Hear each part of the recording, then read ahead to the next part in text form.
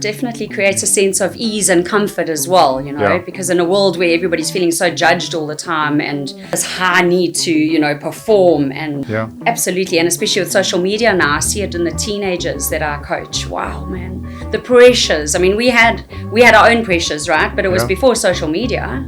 And I can see, I mean, never before have we had such an age of this, the low self-esteem, and there we go. But I think that an important message perhaps to any parents listening out there is that.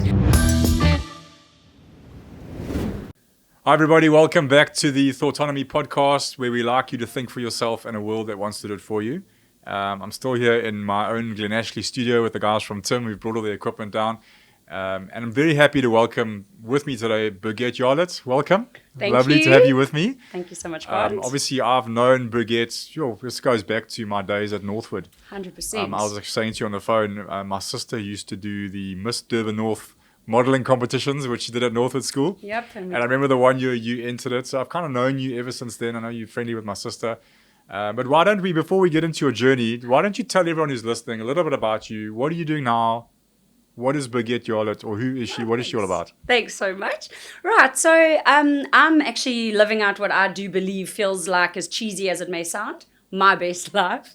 Finally, I left the corporate world. I was in it in sales, and I was always top of my game in sales. However, after the journey that I've been through, which obviously I'm going to share when we get there, I discovered a completely different passion and therefore purpose. And I've just never actually lived such a fulfilling, or found such a fulfilling feeling, if that makes sense. Yeah. And so now it flows. And I think when you feel that like ease and grace and flow, it just comes naturally. And I'm blessed to be able to take my obstacles that I was challenged with, and I've used them and turned them into opportunities where I get to empower others through being a NLP life coach. Okay, fantastic. And I can see you've done a lot of work with young girls, youth, and we're going to talk about that later. And so if you're listening today, what we're going to talk about Burgette's journey. I honestly believe in everybody's life you have so many ups and downs, so many paths, and they all serve a purpose, and they lead you towards where you are currently. So if you're listening and you're on the younger side, I know I have 15, 16-year-olds who listen to the podcast. We're going to try and pull out some of the gems in Burgette's story. And she's going to be very open and sharing with us. So she is a coach now. I will end the conversation with what we do. We do very similar coaching. We do. Mine is focused mainly at salespeople. So I found my niche with NLP. Yes. And I know yours is different, but we'll have similar stories. Crossover. But I want to start with a little bit of your life story. So let's go back to that time when you were doing a lot of modeling, right? I was, Grant. I was competing in a lot of competitions. It all started quite by chance, in fact. So one of my friends, I was busy doing the Miss Schlanger, and I bumped into her there. Next thing I knew, I was up on stage with her, and the hair and the makeup, and actually ended up doing pretty well. And then I suddenly thought, hey, and that was when I was 13 years old. So are you saying that if I stand up on stage and answer a few questions, you win all of this stuff, free stuff? And I got to travel the world. It just started a journey, and I went on to win 21 titles after that. I didn't know this. Yeah, wow. And it was really fun. Where did it take you in the world? Because that's all over the show. Yeah, I went to the States. I mean, where my story actually culminates is in Vietnam, where I was asked then to represent South Africa in the Miss Friendship of the World. Okay. So they had one girl pretty much representing almost every country in the world, and I've made some friendships that I've even still maintained today. Yeah. And when we got back from Vietnam, it was a 2-week journey. Got back, had done exceptionally well. I bought myself a little car, and that inner voice, Grant, and I know you know what I'm talking about. Yeah. That inner voice. When I got back, I was exhausted. I was finished, and I had been flying high, and got a phone call. Let's go out tonight. And I just said, oh, Bergs, you know what you need to do. The answer is no. You're exhausted, go to sleep. And instead, suffer from FOMO and did not want to miss out. So I said, yes, let's do it, against my better judgment. Yeah, was it here locally in Umhlanga? In Pinetown, actually. Okay. And so we ended up going out that evening, having the time of my life, and you're 21 years old. As you do, yeah. 21 years old, so we were drinking, and, we were having a really big celebration. And really what happened after that is a bit of a blur. I just remember feeling like, again, that inner voice, you need to go home. Yeah. And this time I listened. Do you think that was more a case of the fact that you were so exhausted from your travels, your body was just going, I don't want to be here? Or do you think it was something else? I think it was a bit of both. Okay. I think, my body was exhausted. But also, as I said, being 21 and of age, legal age to drink, we did consume a lot of drinks. And I'm not proud of it, But, I mean, who hasn't done things that they are not proud of and afterwards go, why did you do that? And if only I had listened. And I think some adults do that as well. Right? Yeah. So when I finally paid attention, I just remember sort of stumbling to the car, and I was with two friends, and I just remember going, look, I can't drive, guys. I'm definitely beyond the driving. Yeah, and I unfortunately didn't realize that nobody could drive, Okay. We were all in the same boat pretty much. Yeah. And Grant, remember, this was the days before Uber and all the rest of it, giving away our age. But, this goes way back. Absolutely. And so we did those silly things like drink and drive. And it's such a powerful message for kids, because sometimes you think to yourself, oh, well, look, I'm not driving, so it's okay. But we've got to be mindful as well of what the vehicle we're climbing into. Sure. And I've with had so these much conversations with my son. Yeah. And my daughter, actually. No, and with so much love and compassion, I genuinely mean it when I say, like, any one of us could have been driving. Yeah. And I fear the same result would probably have happened. But so anyway, I climbed into the back and said, look, I'm getting in the back because I need to actually just sleep, So I lay down, and my face was behind the passenger seat and my feet were up behind the driver's seat. And that's all I remember. The next recollection I have was literally sort of coming around, and I couldn't open my eyes, and I didn't know what was going on. I was like, wait a minute, now you're relying on your other senses. I was trying to rely on my sense of hearing. I was trying to piece everything together. Where am I? What's going on? And then I started hearing that, and I knew something was wrong. The hospital monitor. I started hearing the beeping. And obviously, little did I know it was a life support system, and I was in ICU and fighting for my life, and then I was gone again. I don't remember much beyond that. So that was a life-changing moment, because when I did come around, and I was told what had happened, I learned that we'd been in a tragic car crash, and in fact. Did everyone survive? No. Yeah. One beautiful soul did not survive. And what had happened was that we had driven straight into a tree, and actually on Old Main Road. And there's those big oak trees. And I think on impact, the one passenger lost his life. And I took all the impacts on my face. Okay. And so my face went into the back of the passenger seat. And what the impact actually did was my nose went straight into my head. I mean, the surgeon said you could have put a piece of paper from cheekbone to cheekbone. Really? Although there were no cheekbones, but flat. So it was crushed and gone. I also crushed both of my cheek bones. They were like Rice Krispies, the surgeons likened all my bones to be. Yeah. And then I crushed my eye socket as well. And then I split my palate in half from the impact. Between my front two teeth, it just kind of popped open. So I actually thought I'd lost all my teeth, but later learned I hadn't. I just split it in half to the back. So, it was quite a mess. It was the only thing really that was still intact was my forehead.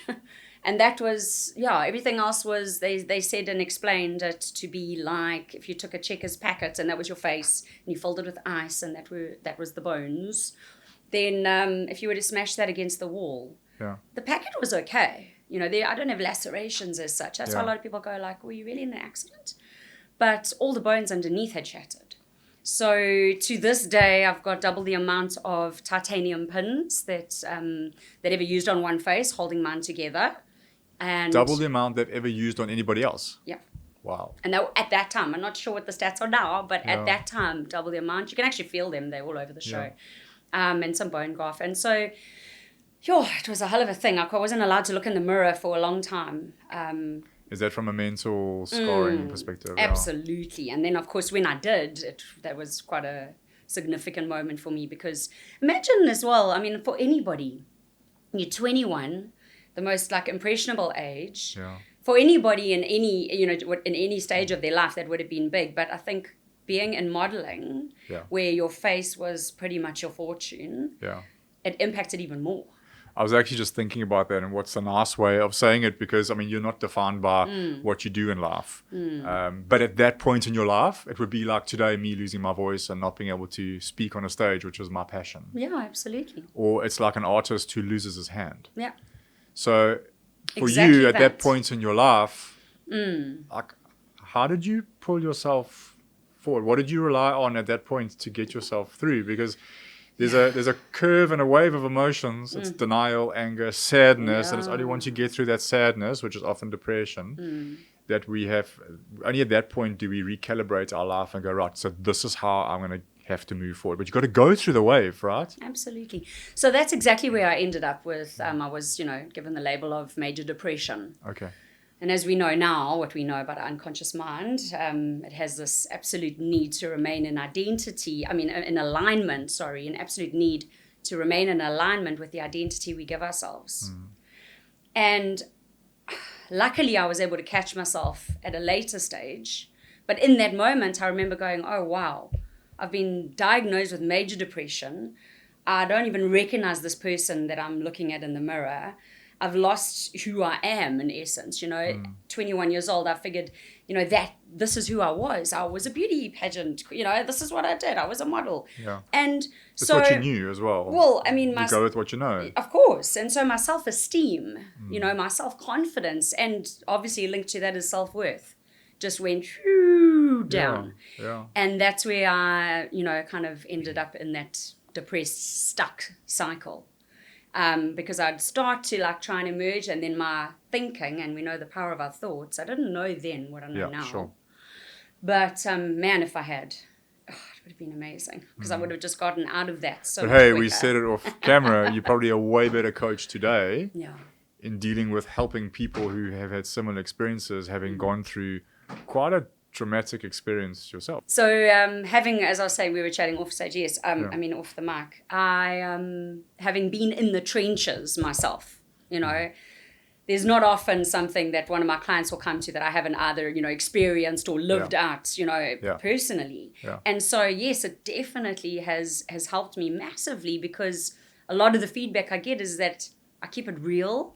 And, a lot of people have the perception of we sit there with clipboards, right? And we're just sort of judging, and it's not at all. I'm in there with you, and I share a lot of my personal journey. Yeah.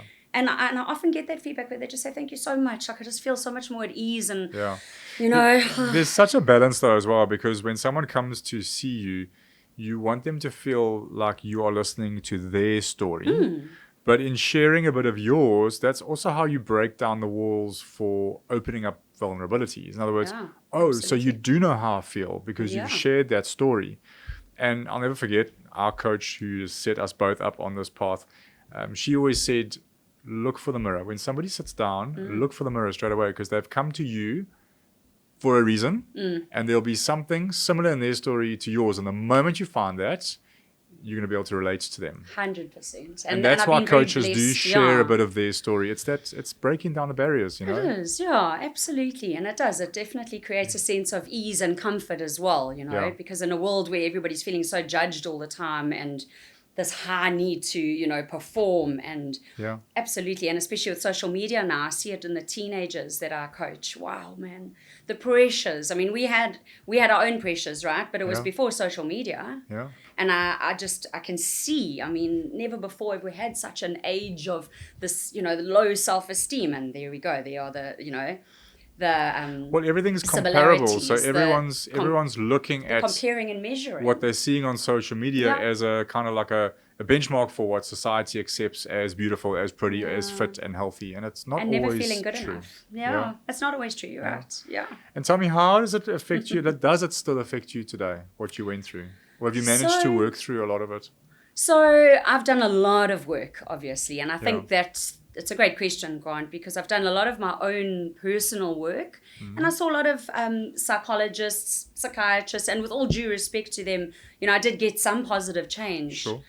But I can say this with all certainty, nothing gave me the lasting positive change that NLP, the tools of NLP gave me. So just explain to people listening, because not everyone understands Yeah. NLP. So I often get asked, what is NLP? Neuro-linguistic programming. Neuro is the mind, linguistic is a language. So roughly translated, it's the language of the mind. Yeah. How did that benefit you more than perhaps going to a psychologist? And we're not here to knock anyone. It's just No, a of different way course. of doing something. Yeah. Of course. I think the number one thing was actually walking away with tools, like an invisible tool belt, Yes. where when the trigger happens, I know what to reach for. Yeah. So you actually get tools and you learn techniques of what to do when, you know. And so it's not just let's go sit in a session and let's talk about, again, we're not knocking anyone, but how it made you feel or rehashing the story, because we are the story we tell ourselves. And Sure. absolutely, the power, as you said earlier, the power of our words, we are shaping our experience and our reality with every word we say or think. And so for me, the whole pattern interrupt of the story I was telling myself and getting to the actual truth of what lay beneath, where it came from, and I was able then to clean out the limiting beliefs that I had then, nobody chooses to mess their life up, consciously. It was an unconscious programming. Not at all. And the power in know, understanding this is understanding how powerful your unconscious mind is. 100%. And, the book in Thoughtonomy, I talk a lot about it because me learning NLP has helped me so much in coaching. And it's helped me so much understanding why people don't do what they know. So, for example, if you want to go on a diet, if you want to lose 10 kilos, you go on a diet, you follow the blueprint. Yeah. And then I always go, so why would you do what you do when you know what you know? So why would you take the diet and go, oh, I don't like broccoli. I'll change that. I don't like rolled oats, or I want a cheat day. So as human beings, we change the diet To suit us. to something that's more comfortable. And that's your unconscious mind going, well, I'm not comfortable with this, so I'm going to modify it. So we don't do what we're supposed to do. 100%. And it all comes down to conditioning. So if someone else is listening out there and they're going, but Burgette, what were I know if you're welcome to share, you're welcome not to share. Sure. If they're out there going, but what were the limiting beliefs that you were holding yourself back with through your injury? What was some? Absolutely. So I'd say the biggest one was that feeling of not enoughness. I'm now not pretty enough. I'm now not. And that leads to feelings of unworthiness as well. Yeah. Because now I was, down in the dumps, and I was so disconnected from my true sense of self, And so, I think the limiting beliefs for me was definitely that not enoughness. Okay. Yeah, it wasn't. And also that feeling like I'm different, I do not look like I used to. And there's definitely times, vulnerable, honest, that I do miss my old face, and I quite liked it, And I mean, look, I'm very grateful that I have a face. Trust me, But that's also, and then it's ego, right? Yeah, of and course. ego is not a bad thing. We all have an ego. Ego is just my self-identity. 100%. And we all need to keep our ego in check, because if it's left unchecked, an ego can be destructive. But yes, I think that I look a certain way from the inside, because my eyes only look outwards.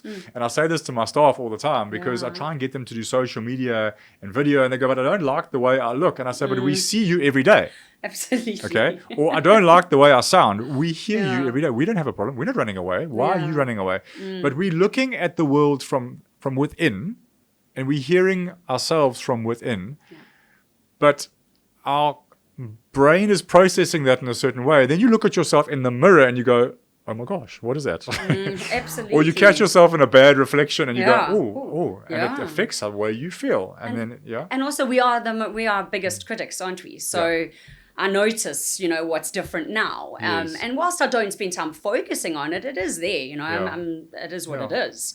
And there's fundamental things you can change. I mean, if you want to of the lose a few mindset. kilos, or if you want to change your hair, you can. But learning to love yourself and be comfortable in your own skin is probably the most powerful, amazing lesson that you can ever learn. Absolutely. And I think that was it for me, was, just actually changing the thought patterns, because what you think about, you feel about, and then, what you feel about, you bring about, right? Yeah. So exactly that. So it was just actually really just taking hold of, getting behind the driving seat and going, no. Neuroplasticity is real, which I love, and the old negative ways of thinking, because Grant, we have between 60 to 80,000 thoughts a day, and like 80% of them are negative. And so that's fine. It's with purpose. The brain is there trying to protect us. That's what I'll often give that training to the kids. It's important for them to know this, that the number one, the prime directive, the prime job of our brain is survival, not happiness. Happiness is our job. So by all rights, people come to me when they're feeling they're riddled with the fear or the fear of rejection or whatever it is, because of course we're born with that innate need to avoid rejection and find connection. And so when people are disconnected from themselves, we get filled with all the fear factors and all the negative thinking. And yes, the brain is doing that to you. It's like when you stand too close to the edge of a cliff, you get that feeling, step back, because that's the job of the brain. So in many ways, to reframe it, to say, thank your mind for trying to keep you in this comfort zone, which actually doesn't feel very comfortable most of the time, because it's there to try and protect you. It's trying to keep you alive. And that it is doing. It's not saying, hey, but is this your best life? Could you be doing it better? It's just doing its job. But that's where we need to step up. And that's where we get to step up and actually empower ourselves, get out of the stuck and the blaming phase. If this didn't happen, and that just keeps us disempowered. But actually step into your own personal power and understand what it is that you can change. And that we can always change, because every morning we wake up with this unlimited potential to choose our thoughts. And your thoughts literally shape, as I say, they're going to shape your day. What do we do, Grant? We wake up every day, we get out of bed on the same side, we think usually the same crappy thoughts, and then we decide like, oh, let's try and have a better day today. But you programmed into thinking this way. You programming your little cells in your body, they're regenerating every day, waiting for new, chemistry to be injected into them. But you keep thinking the same negative thoughts, injecting the same, let's call it bad chemistry or chemicals into the cells. And how do you expect to bring about a different response? The answer is you can't. So I always try and explain it to people, and if any of my agents were listening to you right now, they'll be going, you see, Grant, she's saying that we can stay within ourselves and stay within our comfort zone. It's not what you're saying. No, it's uncomfortable in your comfort zone. The first question is, are you happy with your life? Are you happy with yourself right now and what's happening in your life? And if the answer is yes, I'll come and high five you. Well done. 100%. But for most people, unfortunately, it's no. I think I can achieve more. I think I can do more. Then you got to step back and go, right, how are my thoughts and my beliefs serving me in pursuit of my happiness? Yes. So I've got to know what I want. Not what I don't want. I've got to know what I want. Well, in order to know what you want, you need to know what you don't want. Sure. Right. But I want to state what I want in the positive. Correct. And for people in sales, I want to earn 3 million rand this year. Let's just put it out there. So now we know what we want. How do we get there? We'll break it down. I'll give you a goal or a blueprint, and we'll break it down into activities. Now, how are my thoughts and my beliefs serving me in attaining that goal, or how are they holding me back? Because if there's any activities on that list that I don't want to do because of what I believe, then I'm holding myself back. And that's the essence of the power of the unconscious mind, is because your unconscious mind, as you know, it controls your behaviors, your emotions, your perceptions, your values, your beliefs, everything. It's powerful. And it's driven by these two opposing forces. And it wants to keep you safe, but it wants to keep you safe. So that comfort zone is a reality. So when we talk about comfort zone, it's about how do I snap it if I want more. If I'm happy, stay there forever. It's fine. But if I want to achieve more, I've got to learn how to do something differently in terms of my actions. And that's why I love you when you say empowering, because that's empowering. Like I am in control of this. But I've got to do something different to break it. Yeah. Absolutely. So, I mean, if we think about it, we're dealing with this like over 2 million year old brain. And 2 million years ago, yes, there were grizzly bears, saber-toothed tigers. We were trained to be on the lookout and be aware of any danger, to survive. And now we fast forward and, well, yes, there's other fears and dangers in place. But ultimately, we got to say to ourselves, when we recognize that fear coming in, because a lot of people come to me and they just go, I feel stuck. Right? I get that so often. So stuck. So often. And that's usually because of the fear attached to it. There's anxiety. There's, what ifs I that go don't know wrong. what to do. Yeah. And so, again, there we go. That's the brain saying, hang on. We've been doing this like behavior for the last decade, maybe two, however long it is. And now it's become a familiar feeling. Yeah. And the brain loves what's familiar. So yes, to your point about the comfort zone, it'll want to keep you there. And I always go back to, well, when we were cavemen and cavewomen, and there were grizzly bears and saber-toothed tigers, where did we go to retreat for safety? Where did we feel safe? Where did we sleep at night? In the caves, right? Because why? It was comfortable. It was our comfort zone. It was safe. But now then you ask yourself the question, well, how many trees do you see flourishing inside of caves? Not many, right? Yeah. Because there's no growth that happens inside of our comfort zone. Yeah. And so I always, I'll go back to that. A lot of clients will say, but it feels hard, Bergs. And I'll be like, yes, it does, my friend. But if it's not hard, it's not real change, right? And if you want to grow, then step outside that comfort zone and just watch the mountains you can move, Yeah. I had a nice metaphor for this with a client once. Yeah. Because a lot of people, they do come to go, I feel stuck, but I don't know. I feel this feeling that I can do more, but I don't know what to do. And that feeling, it's almost like the suppression of your indomitable spirit that just knows it can do more, but then there's this powerful mind telling you can't do it. So it's like pushing this pressure on you. But the metaphor was an over-controlling mom taking her 6-year-old daughter to the park. It's a cold day. And the mother takes the daughter to the park, and the daughter sees the other kids playing on the jungle gyms and wants to run off and join them because a 6-year-old kid believes they can do anything. Yes. But the mother holds the kid back and goes, no, stay here. It's cold. You're not taking your jacket off, and I don't want you to go there and get hurt. So just stay with me. We're just going to have a coffee and then a hot chocolate, and we're going to go.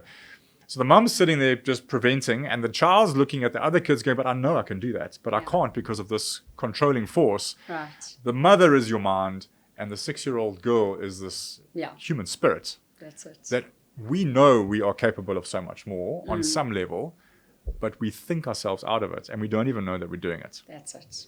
So if anyone's listening out there now today, and whether it's a young person in their teens, in their early 20s, or if it's a parent of a child, what are some of the things you see that you help the youth with, and maybe some just little golden nuggets you could share today? Yeah, sure. So I think really what it ultimately comes down to, Grant, is that belief in yourself, right? Because whether I think I can or I think I can't, I'm right every single time. And so, I like to actually split it up into 4 quadrants as a success model.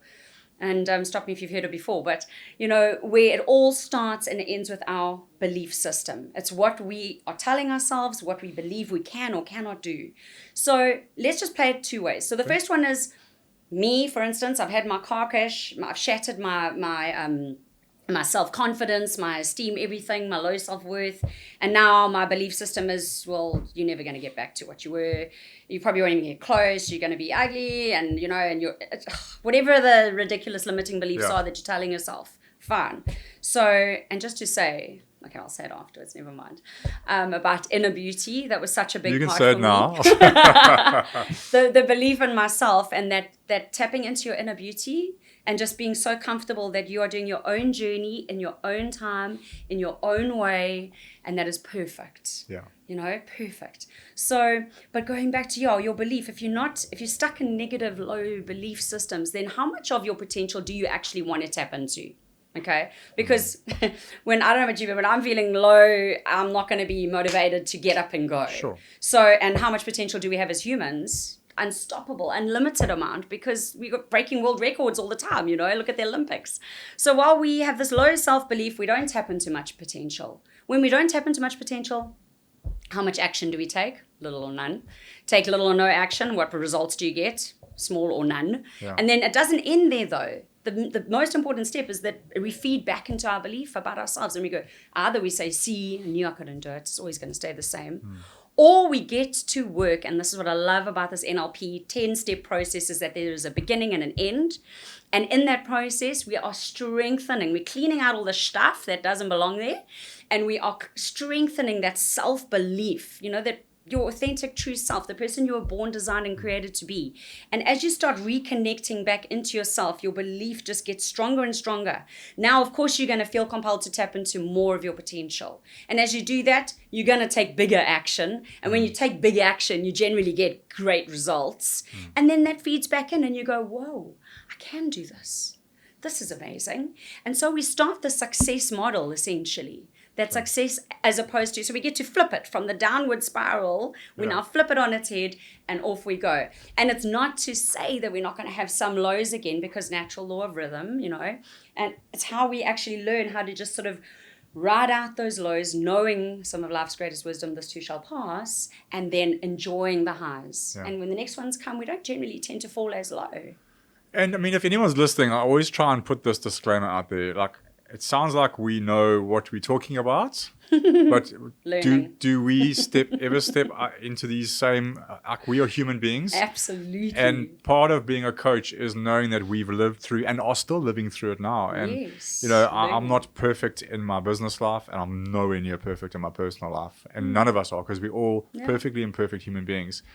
But it is a common language that we speak. And I actually say this in the book. Quite often when I stand on stage and I do this Thoughtonomy talk, when you're speaking from a stage, you always, while you're talking, your brain's going, engaging the audience. Are they enjoying it? Am I boring them? So I'm having my own conversation while I'm talking to you. But with this talk in particular, I've noticed how the audience, a lot of them just stare back at me with these death stares. And at the beginning, I used to think, oh my gosh, they are hating this.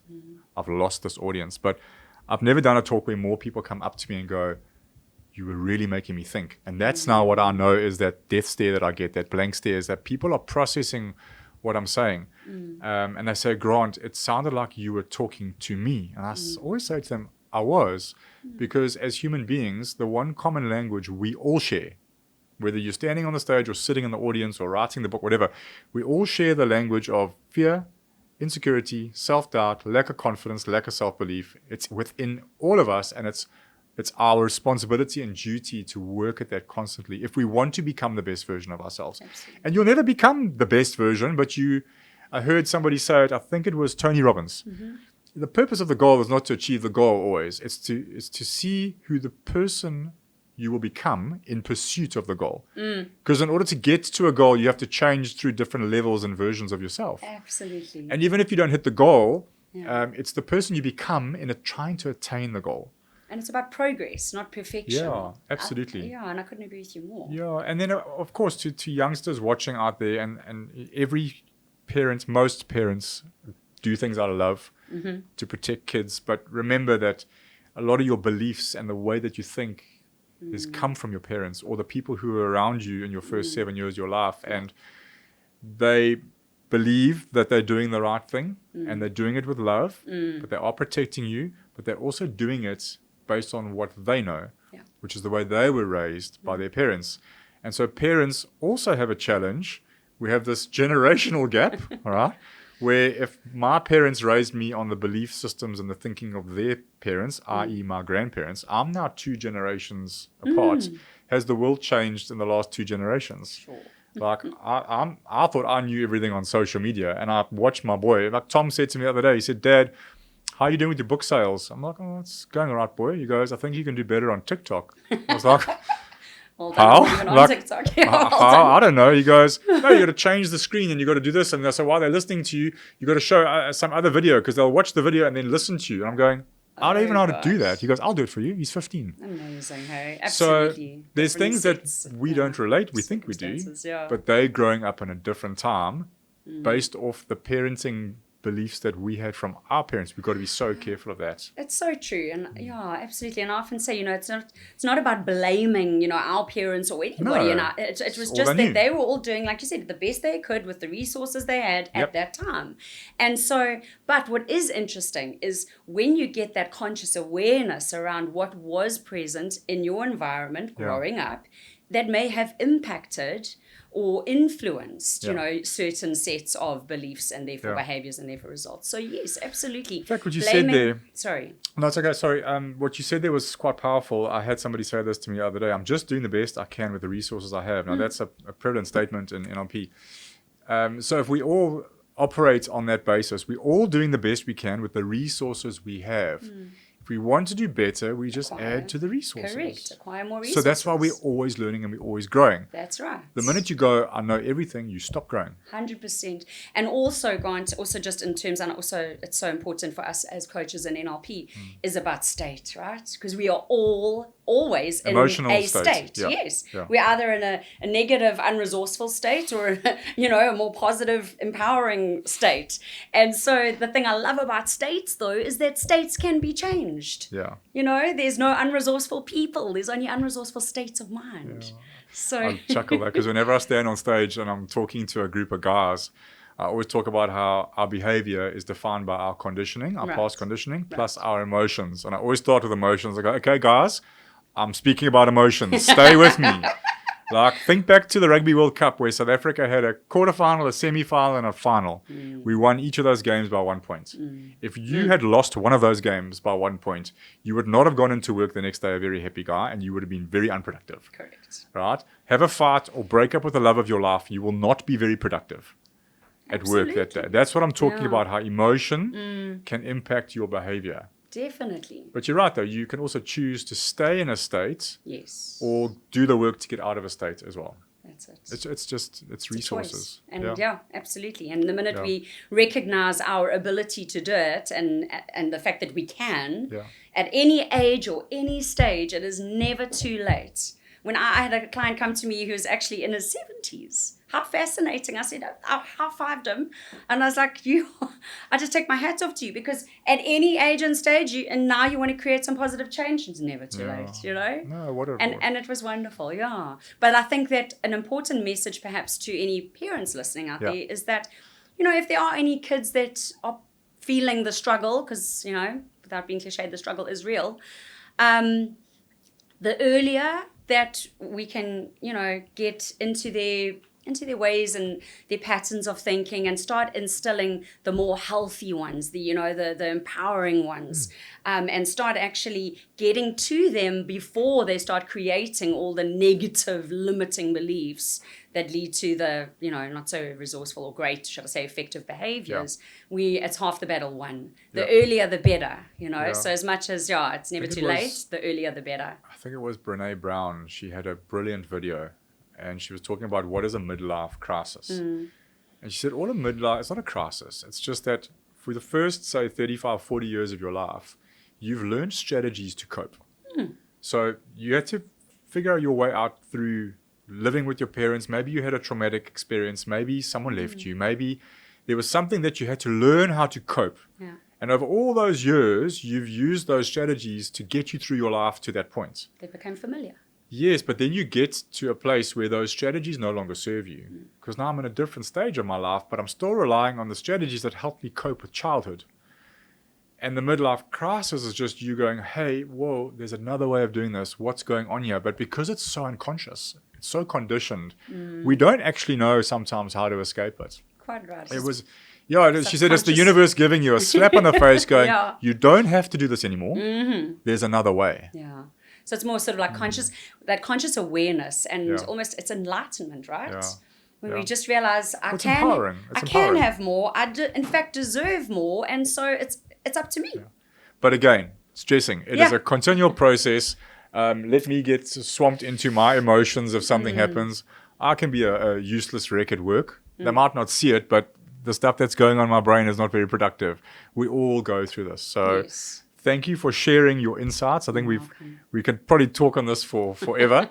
But I really appreciate you. I didn't know if you were going to be able to share the story. Obviously, it's not even a story that I've heard before. Obviously, I knew that this happened to you. But as I say, everything that happens in our lives kind of prepares us. And I'm sure you'll be adding back huge value in helping the lives of other people through your coaching. So keep doing it. Well, thank you. I feel very blessed that I get to actually do this every day. 100%. And I've done it for the last 7 years, and by God's good grace, I'll continue to do it for the rest of my time. Awesome. So thanks, Burgette. I think we could have chatted for hours. I'm gonna have to call it a day now, but I know you've got a copy of this. You did buy one. Thank you very much. I hope you enjoyed it. And I'm gonna give you this as a gift. You can pass it on. Thank you. Share it forward. For anybody who wants to get a copy of this, thoughtonomybook.co.za, get onto the website and order your copy today. Burgette, how do people get hold of you? Thank you. I was just going to say, maybe I'll gift them with one of my followers with this book. Fantastic. So, do a little competition. So you can reach me on Burgette. It's spelled Burgette, Burgette.Yarlett. YARLETT. And that's for my Instagram. That's my Instagram handle and Facebook. But otherwise, also, if you want to check out my website, I've got a lot of my personal stories shared there as well, and a little more deeper dive on NLP itself. Okay. And what is that? So that is at beyondvisiblebelief.com. All right, awesome. Go check it out. All right, thank you so much. Thank you for watching. Thank you for your time. It's been great chatting to you. Thank and we'll catch you all next time. Thanks.